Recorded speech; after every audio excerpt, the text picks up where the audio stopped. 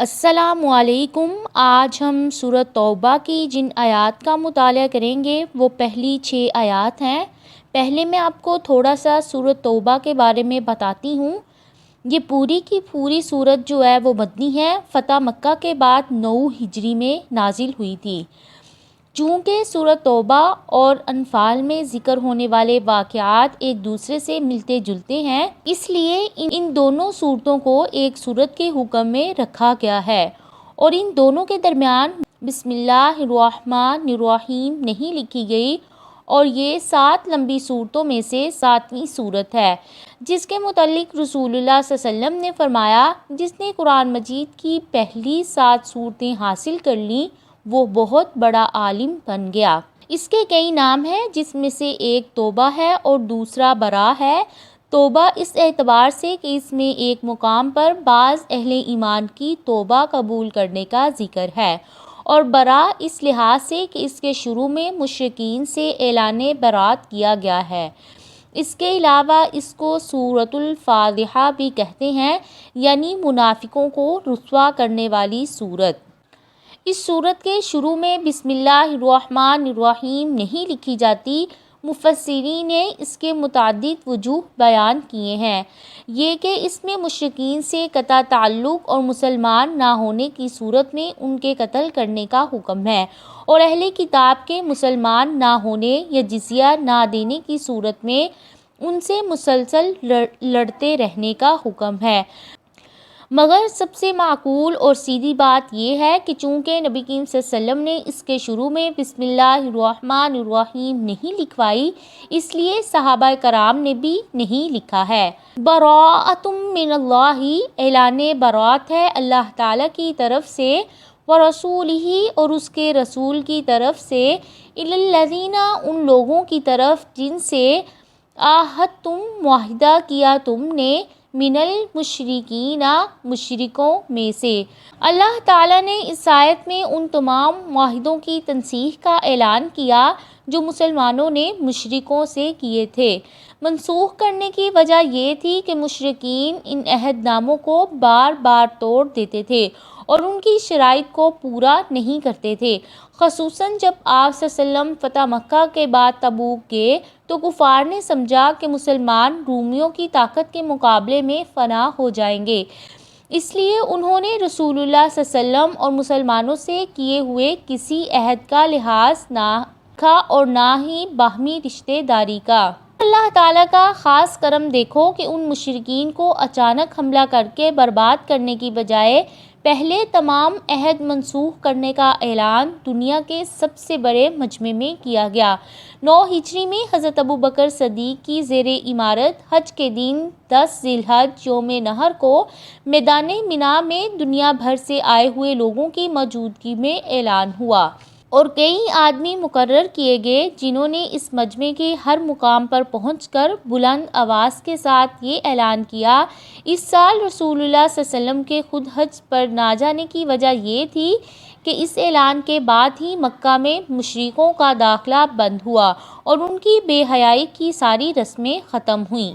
فسیحوا، پس چلو پھرو تم، فی الارض، زمین میں، اربعۃ اشہر، 4 مہینے، وَاعْلَمُوا، اور تم جان لو، انکم، بے شک تم، غیر نہیں ہو، معجز اللہ، عاجز کرنے والے اللہ تعالیٰ کو، وَأَنَّ اللَّهَ، اور بے شک اللہ تعالیٰ، مُخْزِي الْکَافِرِینَ، رسوا کرنے والے ہیں کافروں کو۔ اللہ تعالیٰ کا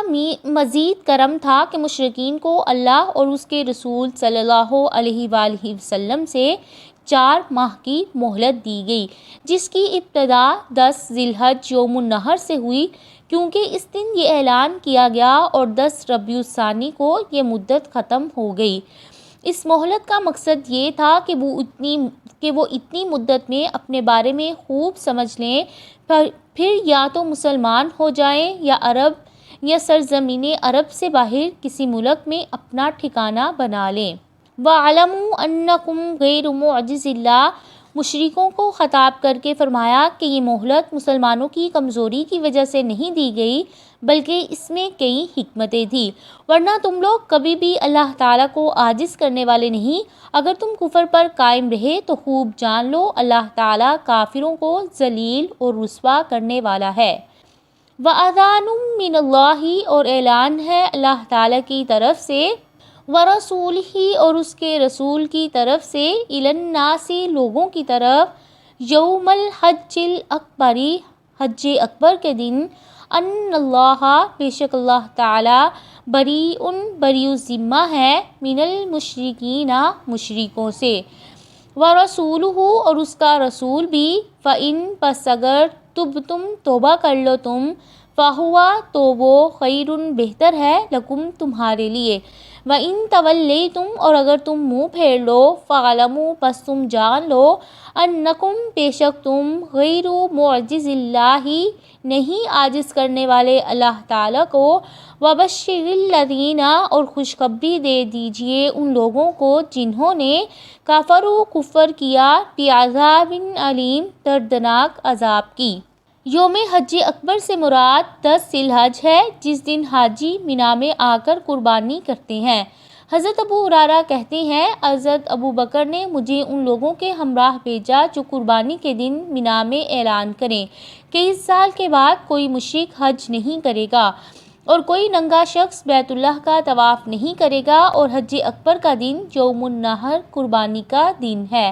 کیونکہ لوگ عمرے کو حج اصغر کہتے ہیں۔ حضرت ابو بکر نے اس سال صاف اعلان کروا دیا تو حجۃ الوداع جس میں نبی کریم صلی اللہ علیہ وسلم نے حج کیا تھا، کسی بھی مشرک نے حج نہیں کیا۔ اس سے معلوم ہوا بعض لوگ جو اس حج کو حج اکبر کہتے ہیں جو جمعے کے دن آئے، ان کی بات درست نہیں ہے۔ حضرت ابو ہریرہ ہی سے ایک اور روایت میں مزید اضافہ ہے کہ پہلے آپ صلی اللہ علیہ وسلم نے حضرت ابو بکر کو یہ اعلان دے کر بھیجا، آپ نے ان کے بعد حضرت علی کو بھیجا، وہ رسول اللہ صلی اللہ علیہ وسلم کی طرف سے یہ اعلان کریں۔ چنانچہ ابو بکر رضی اللہ تعالیٰ عنہ جو امیر حج تھے، ان کے حکم پر میں نے، میرے ساتھیوں نے اور حضرت علی نے مینا میں یہ اعلان کیا۔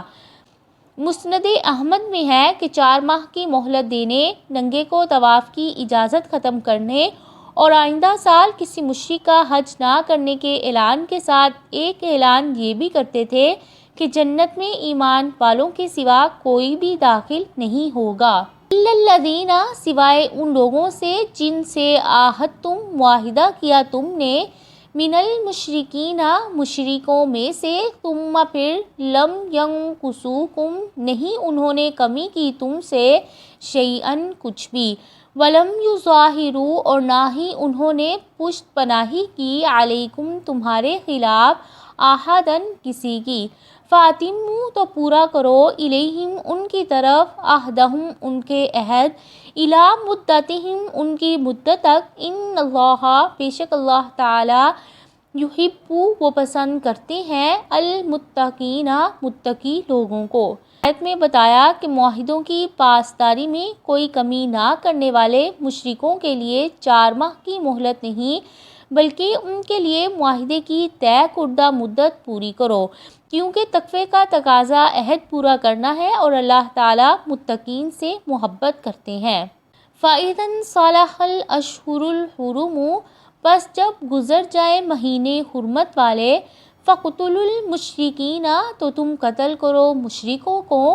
حَيْثُ وَجَدتُّمُوهُمْ جہاں کہیں تم انہیں پاؤ، وَخُذُوهُمْ اور پکڑو انہیں، وَاحْصُرُوهُمْ اور گھیرو انہیں، وَاقْعُدُوا لَهُمْ اور بیٹھ جاؤ ان کے لیے،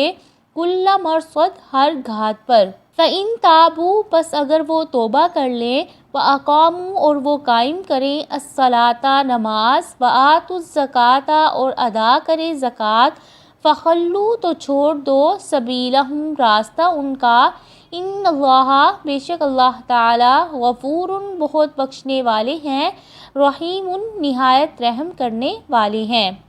ان 4 مہینوں سے مراد 10 ذی الحج سے 10 ربیع الثانی تک کے ایام ہیں۔ بعض لوگوں نے اس سے معروف حرمت والے مہینے مراد لیے ہیں، یعنی رجب، ذی القعدہ، ذی الحج اور محرم۔ 10 ذی الحج کو اعلان برات ہو تو محرم ختم ہونے تک کل 50 دن بنتے ہیں۔ حافظ ابن کثیر اور دوسرے مفسرین نے 10 ذی الحج سے 10 ربیع الثانی تک کی 4 ماہ مراد لیے ہیں۔ اشہر الحرم کہا گیا کہ اس مہلت میں مشرکین کا قتل حرام کر دیا گیا ہے۔ رسول اللہ صلی اللہ علیہ وسلم نے فرمایا، مجھے حکم دیا گیا ہے کہ میں لوگوں سے لڑائی کروں یہاں تک کہ وہ لا الہ الا اللہ اور محمد الرسول اللہ کی گواہی دیں اور نماز قائم کریں اور زکوٰۃ ادا کریں۔ پھر جب وہ یہ 3 کام کر لیں تو انہوں نے اپنے خون اور اپنے مال مجھ سے محفوظ کر لیے مگر اسلام کے حق کے ساتھ، اور ان کا حساب اللہ تعالیٰ پر ہے۔ وَإِنْ اور اگر احدٌ کوئی ایک من المشرکین مشرکین میں سے استجارک پناہ مانگے آپ سے فَأَجِرْهُ تو پناہ دے دیجیے اسے، حتیٰ یہاں تک کہ یسمع وہ سن لے کلام اللہ اللہ تعالیٰ کے کلام کو، ثم پھر ابلغہ پہنچا دیجیے اسے مأمنہ اس کے امن کی جگہ، ذالک یہ بأنہم اس وجہ سے کہ وہ قوم لوگ ہیں لا یعلمون نہیں وہ علم رکھتے ہیں۔ امن کی مدت گزرنے کے بعد اگر کوئی مشرک جس سے تمہارا کوئی عہد نہیں تم سے درخواست کرے کہ مجھے اپنے ہاں پناہ دو تو اسے پناہ دے دو تاکہ وہ اللہ تعالیٰ کا کلام سنے، اگر آیا ہی اسلام کو سمجھنے اور اپنے شبہات دور کرنے کے لیے ہے تو اسے بدرجہ اولیٰ پناہ دینی چاہیے۔ اگر وہ اسلام لانے کے لیے آمادہ نہ ہو اور اپنے ٹھکانے پر واپس جانا چاہے تم اسے اس کے ٹھکانے پر پہنچا دو، کیونکہ ان لوگوں کو اسلام کی حقیقت معلوم نہیں ہے۔ یہ حکم ہمیشہ کے لیے ہے اور کوئی بھی مسلمان ہو وہ کافر کو پناہ دے سکتا ہے، خواہ مسلمانوں میں اس کی حیثیت معمولی ہو، اور تمام مسلمانوں پر یہ پناہ پوری کرنا لازم ہے۔ فتح مکہ کے موقع پر ام ہانی نے ایک مشرک کو پناہ دی، پھر نبی کریم صلی اللہ علیہ وسلم کی خدمت میں آ کر یہ واقعہ بیان کیا تو آپ نے فرمایا، ہم نے اسے پناہ دی جسے تم نے پناہ دی، ہم نے اسے امان دی جسے تم نے امان دی، حتیٰ یسمع کلام اللہ۔ اس سے معلوم ہوتا ہے کہ مشرکین کو پناہ دینے سے اصل مقصد دعوت دین، قرآن سنانا اور اسلام کا تعارف کروانا ہے، اور اگر وہ مسلمان نہ ہوں تو انہیں جلدی رخصت کر دینا چاہیے۔ یہ تھیں آج کی آیات جن کا ہم نے مطالعہ کیا۔